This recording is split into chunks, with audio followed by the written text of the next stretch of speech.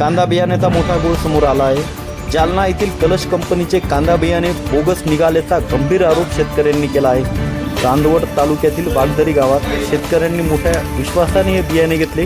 रोप वाटिकेत बियाणे टाकले, मेहनत घेतली, मात्र काही ठिकाणी रोप उगलीच नाही. तर जिथे लागवड झाली तिथे 5 महिने उलटूनही कांदा पीक हाती आले नाही. यंदा आधीच अतिवृष्टीमुळे शेतकऱ्यांचे मोठे नुकसान झाले आहे आणि आता बियाणे बोगस निघाल्याने शेतकरी पूर्णपणे हवालदिल झालेला आहे. आज संतप्त शेतकऱ्यांनी कृषी अधिकाऱ्यांना घेराव घातला आणि आम्हाला न्याय द्या, अन्यथा टोकाचे पाऊल उचलू असा इशारा दिला आहे. या प्रकरणी दखल घेत राहुरी कृषी विद्यापीठाचे तसेच निफाड आणि चांदवडचे कृषी अधिकारी थेट शेतकऱ्यांच्या बांधावर पोहोचले. तपासणी दरम्यान बियाण्यात त्रुटी असल्याचे अधिकाऱ्यांनी मान्य केले आहे. मात्र प्रश्न असा आहे, बोगस बियाणे विकणाऱ्या कंपनीवर कारवाई कधी होणार? शेतकऱ्यांना नुकसान भरपाई मिळणार का? असाच प्रश्न मात्र येथील संतप्त शेतकरी विचारात आहेत. कालावधी पूर्ण होऊनही वाढ पूर्ण झालेली नाही असं प्रथमदर्शनी दिसतंय. त्याच्यामध्ये कांद्याचा रंग जो व्हरायटी मध्ये सांगितलेला आहे, कंपनी सांगितलंय त्याच्यापेक्षा फिका दिसतोय आणि कालावधी 4 महिन्याचा होऊनही कांद्याचे तेवढे कांदा पोचलेला नाही. त्याच्यामुळं शेतकऱ्यांचं नुकसान होताना हे प्राथमिक दर्शनी दिसतंय. याचा कंपनीकडचे जे त्यांचे कागदपत्र आहे ते घेऊन सविस्तर पंचनामा जो आहे तो आम्ही शेतकऱ्यांना आणि त्याचा अहवाल जो आहे तो शेतकऱ्यांना पुढच्या कालावधीमध्ये आम्ही त्यांच्याकडे देतोय. तर आज तुमच्या पाहणी दौऱ्यामध्ये संबंधित कंपनीचे कोणी अधिकारी वगैरे कोणी आले का? कंपनीला आपण सूचना दिलेल्या आहे, त्यांना पत्र दिलेलं आहे, त्यांना दूरध्वनीद्वारे संपर्कही केलेला आहे. त्यांचे प्रतिनिधी या ठिकाणी आज उपस्थित नाही. त्यांना सक्त सूचना दिल्या, आपले प्रतिनिधी इथं उपस्थित असणं गरजेचं होतं. त्यांना आम्ही सूचना दिल्या आहे, सोमवारी आपण परत या प्लॉटवरती प्रत्यक्ष भेटीसाठी उपस्थित राहिलं पाहिजे म्हणून.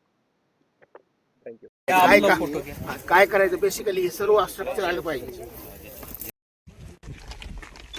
कंपनीला त्यांना कळवलंय, कृषी विभागाला कळवलंय, कृषी विभाग कार्यवाही करतोय. आता काय करणार आहे? मग तुम्ही काहीच तेवढे अधिकारामध्ये बोलणं, ते अधिकाराचं सांगणार मी म्हणतं. नाही मग मी काय करायचं? पुढची कार्यवाही करायची काय? ते आता रेग्युलर सरकार दिलेली आहे ना कृषी विभागाला, कृषी विभाग पाहणी करतो ना. हा, मग आता मी ना फाशी घ्यायचा प्रयत्न करतो मग तुमच्या कंपनी विरोधात. चालेल ना? कृषी विभाग कार्यवाही करतोय. कृषी विभागाची कार्यवाही काय त्याचा आवाज साहेब ऐका, तुमच्या कंपनीच्या विरोधात मला भरपाई नाही भेटल्यास मी 15 दिवसाच्या आत फाशी घेण्याचा प्रयत्न करणार आहे. काय करायचं मग?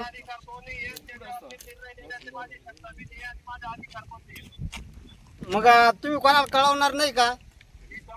कंपनीला कळवलंय, सगळं रिपोर्ट केलं पहिल्यापासून सांगतोय ना. कृषी विभागाने मेल केलेला आहे, कंपनीला नोटीस पाठवलेलं आहे, पाठवलेलं असं काही नाही. मग याची जबाबदारी तुम्ही घेणार नाही? कलश कंपनी जबाबदारी घेणार नाही? कशासाठी नाही? तर कृषी विभाग कार्यवाही करणार ना. आता कंपनीवर काय करायचं, म्हणजे तुम्हाला फैलायचा हा प्रयत्न करायचा का मी? का वर मंत्र्याला कळू डायरेक्ट? कृषी विभागाला कळवतो मी डायरेक्ट. कृषी मंत्र्यांच्या नावाने मी तक्रार करतो. मला सांगा. त्याबाबत मी काहीच सांगू शकत नाही, मी काहीच बोलू शकत नाही त्याच्यावर. मग आपण कलश कंपनीचेच प्रतिनिधी आहे ना? आणि मग प्रतिनिधी म्हणूनच आपल्याशी आतापर्यंत चर्चा करतोय. हा, मग आता पुढची कार्यवाही मी करणार. काय करायचं ते. मी घेतलेलं आहे 25 किलो बियाणं, तेवढं 5 एकर क्षेत्र माझं पूर्ण फेल गेलेलं आहे. याचं करायचं काय? उत्तर द्या साहेब, लवकर उत्तर द्या. 5 लाख रुपये खर्च आला. खर्च किती आला? खर्च 5 लाख रुपये आला. माझा सर्व टोटल खर्च 5 लाख रुपये झालेला आहे 5 एकरासाठी.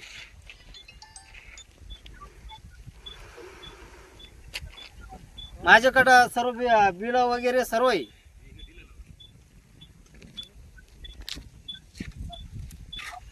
काय करायचं साहेब, सांगा लवकर.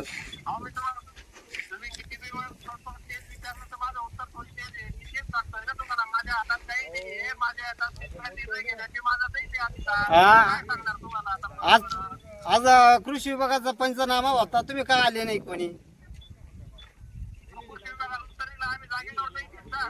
नाही नाही नाही, कारण तुम्हाला ती गरज नाही ना. त्यांनी काल संध्याकाळी त्यांची नोटीस आली, काल संध्याकाळी नोटीस आली, आम्ही सगळे बाहेर आहे. नाही, तुमच्या कंपनीचं बाहेर आहे, कारण तुम्हाला आता प्रॉफिट झालेला आहे. शेतकरी मेला चालेल, पण तुम्ही मजा करा.